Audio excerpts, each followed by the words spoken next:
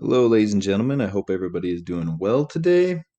Today we are going to be looking at series and parallel circuits together. Now I know we have already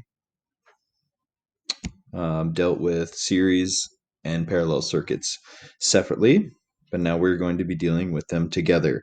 So um, it's going to be a little tricky at first. Bear with me. I'll walk through a couple examples, and hopefully by the end of this video, you'll be able to do it on your own, or at least go back and watch this video to follow the steps to be able to do it on your own. Keep in mind that this is something that is going to take a little bit of practice. It's not going to come to you right away. It might take a little bit of repetition. All right, but that's with a lot of things in physics. Repetition is key. So just some tips as we go along. This is kind of the order that we will be. Um, this is the order that we'll be doing things in for most of these problems. So we'll first calculate the total equivalent resistance of the parallel components. Okay, and I'll show you what that means. So in a lot of circuits, you're going to have you'll have a giant series circuit, but within that series circuit, you'll have separate parallel components. So it might look something like this, where here we have a series circuit with two different parallel components within it. So I'd want to figure out these two equivalents first. And then from there, we can figure out the total equivalent resistance in the entire circuit. And then from there, we can figure out, and I'll make sure that, I'll ask you in this order. And then from there, we can figure out the main current. So I guess I guess I should actually add this. I'll add 2.5 here. Calculate the main current. It's actually what I should do next. So you'll calculate the main current throughout the entire circuit. So I would just call that I sub M for main current. And then from there, we can go ahead and calculate the voltage drop across each resistor. So if we have, like R1, R2, R3, R4, you can calculate the voltage drop or how much voltage each resistor is using. And then finally calculate the current in each resistor, which is going to be different than the main current. This main current will not be the current necessarily running through each resistor, because remember, when we're talking about a parallel component, depending on the resistance, the current going through R1's branch is going to be different than the current going through R2's branch, assuming that they have different resistances. Okay, so let's go ahead and just try one out. We'll start one. So example problem 1, find the total resistance. So the first thing we're going to do is find the total resistance. But remember, we said in order to do that, we actually have to go ahead and solve for the equivalent resistance of this parallel component first. So that's going to be the first thing that I do. So in order to solve for that, remember, Req, or equivalent resistance, is equal to 1 over 1 over 2 plus 1 over 3 plus 1 over 4. So you should find that your equivalent resistance ends up being 0.923 ohms. So this whole thing, this whole chunk right here, the equivalent resistance is 0.923. So if I were to take and say, basically treat this thing as one giant resistor, that whole chunk there would have an equivalent resistance of 0.923 ohms. Well, now I want to find the total resistance of the circuit. Well, if I'm treating this one as basically just one giant chunk, then what we have left is a series circuit. So remember, in a series circuit, we are just going to add them together. So I have this 3 here, and then I also have my 0.923.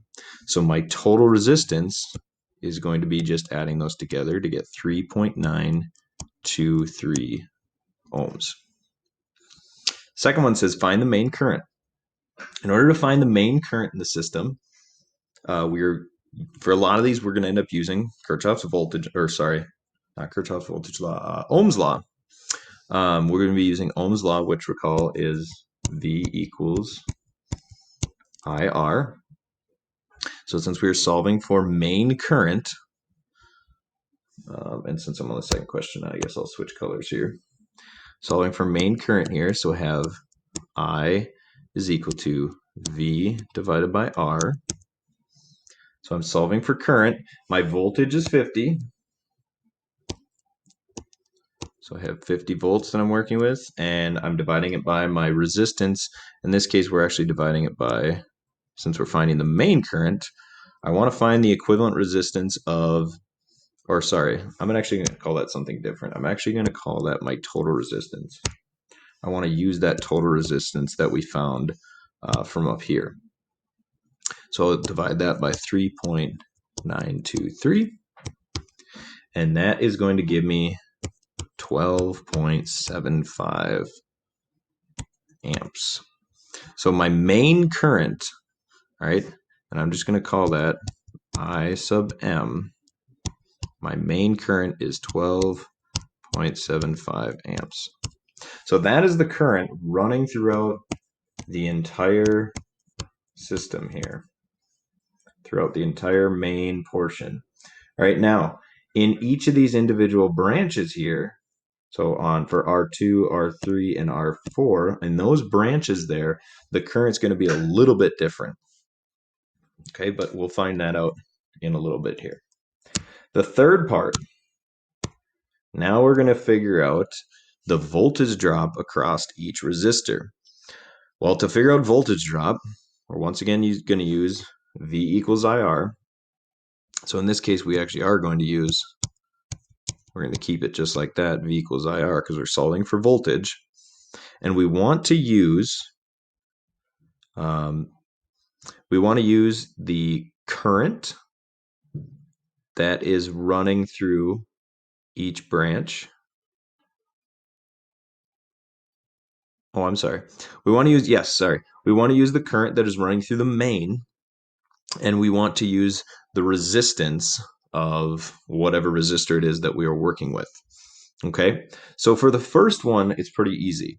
So for I1, I'm going to call it, so just the resistance running through the first one, I'll call it I1. Oh, sorry. We're not solving for I, we're solving for V. So for V1, I am going to be taking my current running through the main, which is that 12.75, and multiplying it by my resistance, which is 3 ohms. So I will end up getting 38.25 volts. So that's for V1. So through this first resistor here, there is a 38.25 volts, or that's how many volts that first one is using. That one's using a lot of voltage because it's in the main current, right? It's using a good chunk of that voltage because it's in series with the main current. For the second part here, when we go to figure out the rest of these, for these three voltages down here, these are in parallel with each other. So what that means is the amount of voltage going into each branch is going to be the same. So every single one of these branches, the branch for R2, R3, and R4, they're all going to be getting the exact same voltage. So to figure that out, we are actually going to use this equivalent resistance to solve for what that voltage is. So the voltage for, I'm just going to call it voltage for 2, 3, and 4 is going to be taking, still using that main current of 12.75, and now we're going to multiply it by 0.923 amps. And that's going to give you a voltage of 11 point. I'm going to erase this because this is getting to be a little bit clumped over here. That's going to give you a total voltage of 11.77 volts. So in this parallel circuit, this branch is getting 11.77 volts. This branch is getting 11.77. This branch is getting 11.77 volts. So that's how many volts are initially going into each branch. Now, because there's only one resistor in each branch, I just know and I can say that the voltage drop across each of those resistors is going to be 11.77. Now, if I had, and I think in the next problem, I have an example of this. If I were to have one where I have maybe a second resistor in one of those branches, then there would be one more step that I have to take. Okay, but we'll talk about that in the next example.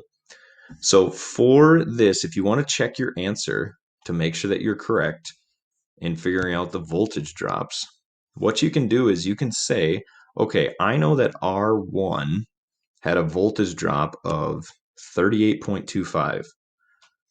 And the rest of them, since we treated that parallel circuit as one giant resistor, had 11.77 volts. When I take 38.25 and 11.77 and I add them together, I end up getting a total voltage of 50 point, it actually ends up being 50.02.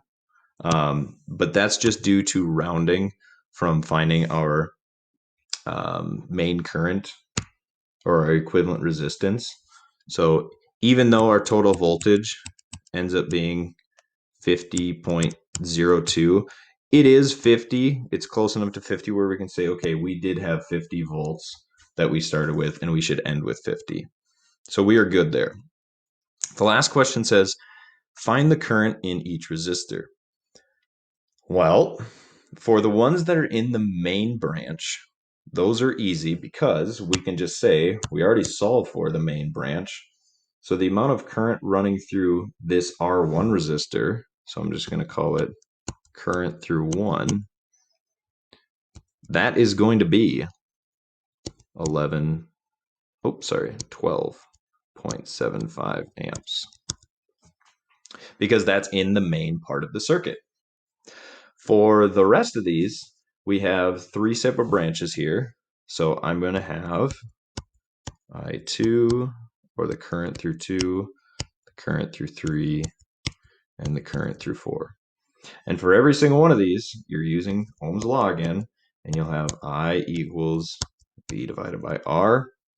So you'll be using the voltage drop for every single one of these is going to be that 11.77 volts, and you're going to divide it by whichever resistor it is that you are using. So for R2, it will be 11.77 divided by 2 ohms. So for R2, I should end up getting, or sorry, I2 should end up getting 5.885 amps. I3, we're doing 11.77 divided by 3 to get 3.92 amps. And for I4, we're doing 11.77 divided by 4 ohms. I think I was saying amps before. I should have been saying ohms. If I was, my apologies. So those should be your final answers for the current running through each resistor. Okay, so it's a lot to do for one problem. All right, I'm never going to ask you, especially through this online learning, to do a whole bunch of these in a row. But you do need to know how to do this. So we'll go ahead and we will do a second problem. This one's a little bit more complex. All right, and this one I like this one just because it adds one more component, and that's the component I was talking about before, where now in this problem, we have your main current, just like we had before, that splits up into, like this one splits up into a couple parallels here, and then it goes back into the main, and then it splits up into a bunch of different parallels back into the main, and then finally, for this last one, this is the component where, okay, now we split up into two separate parallels. But now, in this bottom part here, within the parallel, now we have a series. So what we have here is a series in a parallel within a series. So now we have to take all those rules for series and parallels, and we kind of have to keep adding them together. And you can keep going with this. I mean, you can have a series within a parallel, within a parallel, within a series. I mean, you can keep going forever and ever if you wanted to. This is the farthest that we'll ever take it, though. Okay, so let's just kind of make this a little fresh. Find the total resistance. So remember, our rule is to find total resistance. The first thing we want to do is go through and find equivalent resistance for each one of these. Okay, I hope by now you're getting down solving for equivalent resistance. So I'm not going to calculate out each one of these, but remember, equivalent resistance is equal to 1 divided by 1 over R1 plus 1 over R2, and then et cetera, et cetera, et cetera. You can do as many resistors as you have. So I want you to solve for the equivalent resistance of each parallel part. Go ahead and do that. And if you need to pause the video, you can do that. Otherwise, I'm going to write these down. So I have the equivalent resistance of the first one will be 1.33 ohms. The equivalent resistance of this second one here, so of this giant chunk right here. All right, I'm just trying to erase stuff as I go because it gets a little messy. That one is going to be, I lost my number here. There it is. Equivalent resistance of that one is 0.6 ohms. And then the last one here, when you do this one, just make sure that before you actually do your equivalent resistance equation, that you actually need to add these two together. So this bottom part, remember, because it's in series, that's our one extension step we have to do. We actually have to add those together. So we'll actually have 4 ohms down here added together. So I'd be doing 1 over 1 divided by 3 plus 1 divided by 4. Okay, so make sure you do that step. And this equivalent resistance, EQ, ends up being 1.17 ohms. Oh, said that backwards. 1.71 ohms. Okay, so we have all our equivalent resistances. That's not the total resistance, though. We still need to find the total resistance. So now we're going to go ahead and we're just going to start adding these together. So we have 1.33 plus 0.6 plus 3. Don't forget about that one that is in series down here, plus 1.71. So I'm going to go ahead and add all those together, and you should get a total resistance of 6.64 ohms. All right, now we need to find the main current. So remember, that's the main current running through this main line all around the outside here. And we're treating every single one of these parallels, we're treating as just one giant resistor throughout the whole thing. Okay, so what we'll end up getting is, we're going to say current is equal to voltage divided by resistance. So my total voltage in this case is 20 plus 20 plus 20. So 60 volts divided by my total resistance of 6.64 amps. And that is going to give me, 6.64 ohms. Sorry if I keep messing those up. And that is going to give me a main current of 9.04 amps. That's supposed to be a 4. All right, so that is the main current. So we have 9.04 amps running throughout the main current. Now we need to find the voltage drop across each resistor. All right, so we're going to have to do this step a couple of times, but we need to take our equivalent resistance from each one. So, and then solve for the voltage going into each branch, essentially. So I'm going to take V. Remember, it's going to be V equals IR because I'm solving for voltage. So like for this first one here, to find voltage, I'm going to take my current. Remember, the main current is that 9.04, and I'm going to multiply that by my equivalent resistance of this parallel branch, or branches, 1.33.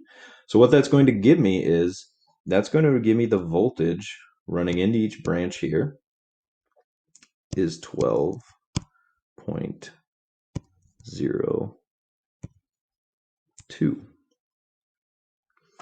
Okay, now we end up getting down here, when I solve for the voltage for this one, you'll be taking 9.04 and now multiplying it by that 0.6, and you should get 5.42 volts. So remember that 5.42 volts is running into every single branch. Okay, now last one, we are going to say that we have 1.71 and we're multiplying it by 1.71 multiplied by 9.04 amps. So now for this one, we are actually going to be getting a grand total of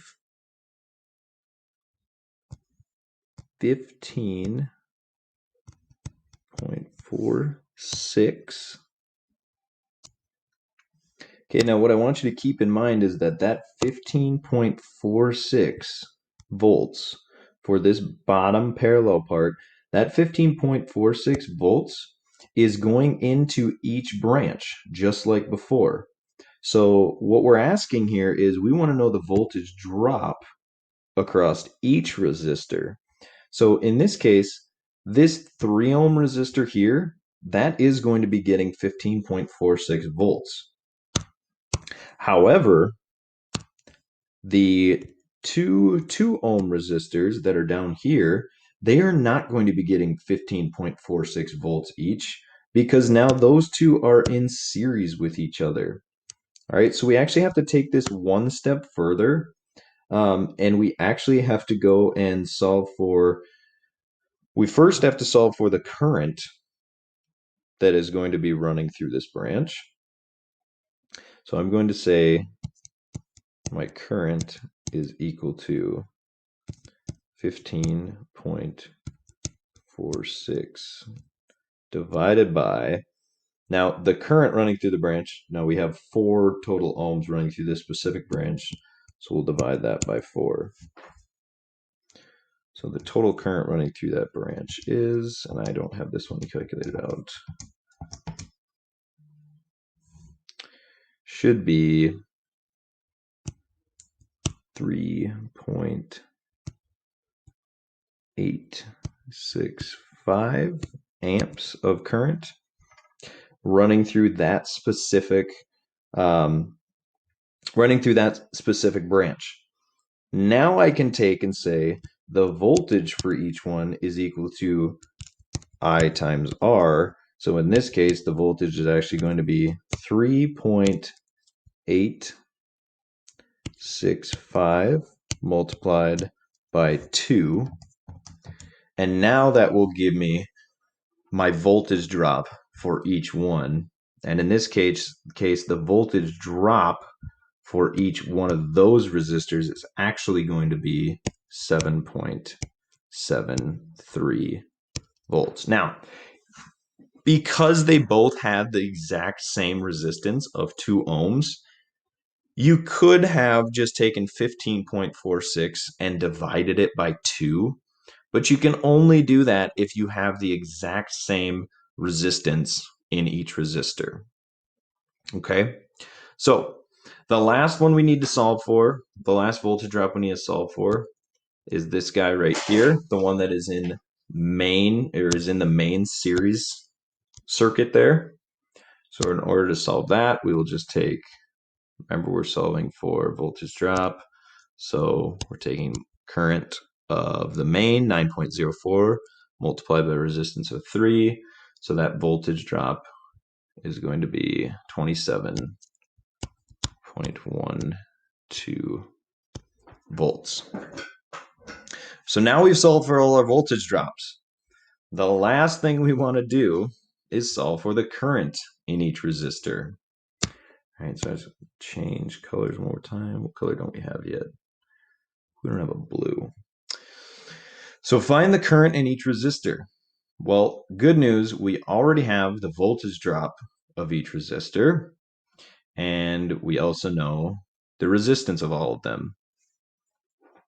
So current is my voltage drop divided by my resistance. And this is why we solve for voltage drop first. So now we can go ahead and find the current in each resistor. And most of these are just going to have, or all of these, I'm sorry, are going to have, when you're talking about the parallel sections, remember the current going into each branch, they can be different, but in that given branch, it's going to be the same throughout that branch. So let's start with, I'm just going to start up here at this 2 ohm resistor, and I'm just going to write the numbers right next to them. So for every single one of these, I'm doing I equals V divided by R. So if you want to go through, you can do that. You can pause the video right now. I'll just go through and write down the answers.